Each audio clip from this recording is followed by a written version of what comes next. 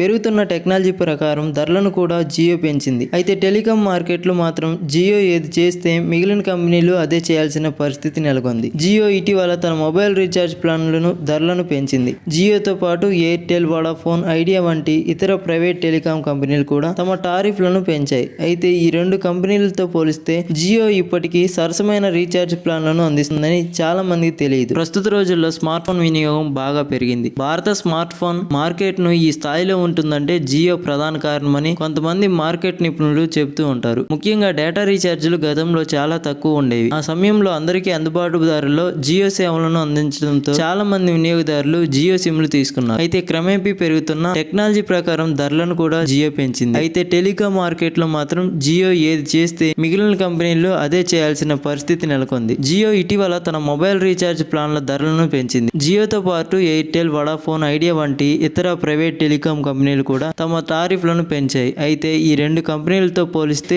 జియో ఇప్పటికీ సరసమైన రీఛార్జ్ ప్లాన్లను అందిస్తుందని చాలా మందికి తెలియదు. 250 రూపాయల కంటే తక్కువ ధరకే అన్లిమిటెడ్ కాలింగ్ తో పాటు డేటా ప్రయోజనాలను అందించే జియో ప్లాన్స్ గురించి ఒకసారి తెలుసుకుందాం. 209 ప్రిపేర్డ్ ప్లాన్. ఈ ప్లాన్ ద్వారా వినియోగదారులు అపరిమిత వాయిస్ కాలింగ్ పొందొచ్చు. అలాగే దేశవ్యాప్తంగా ఏ నెట్వర్క్ లోనైనా ఉచిత రోమింగ్, రోజుకు 1 GB డేటాతో పాటు 100 ఉచిత SMS వస్తాయి. ఈ ప్లాన్ వ్యాలిడిటీ 22 రోజుల పాటు ఉంటుంది. అలాగే ఈ ప్లాన్ ద్వారా మొత్తం 22 GB డేటాను పొందవచ్చు. అదనంగా వినియోగదారులు Jio TV, Jio cinema, Jio file యాప్లను యాక్సెస్ చేసుకోవచ్చు. మరొకటి 249 ప్రిపేర్డ్ ప్లాన్. ఈ ప్లాన్ ద్వారా వినియోగదారులు అపరిమిత వాయిస్ కాలింగ్, దేశవ్యాప్తంగా ఏ నెట్వర్క్ లోనైనా ఉచిత రోమింగ్, రోజుకు 1 GB డేటా, 100 ఉచిత SMS లను పొందవచ్చు. ఈ ప్లాన్ వ్యాలిడిటీ మాత్రం 28 రోజులు. అంటే వినియోగదారులకు 28 GB డేటా వస్తుంది. అలాగే ఈ ప్లాన్ లో కూడా వినియోగదారులు Jio TV, Jio cinema, Jio cloud app subscription ను కాంప్లిమెంటరీగా పొందొచ్చు.